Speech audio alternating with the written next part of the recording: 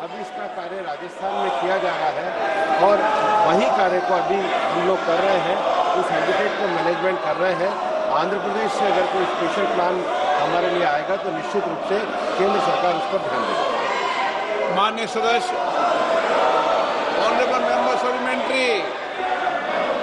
So, under integrated development of wildlife habitat, all the states have been from 2021 to 24 have been sanctioned 243 crores. तर लोकसभेमध्ये विरोधी खासदारांनी गोंधळ घातलेला आहे। ही थेट दृश्य आपण लोकसभेतली पाहतोय।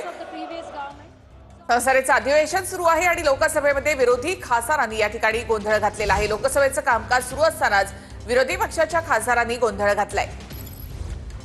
विरोधी पक्षांकडून आज निवडणूक आयोगावर मोर्चा काढला जाणार आहे। संसदेपासूनच निवडणूक आयोगाच्या कार्यालयापर्यंत हा मोर्चा निघणार आहे। मात्र त्याआधी लोकसभेमध्ये विरोधी खासदारांनी गोंधळ घातलाय।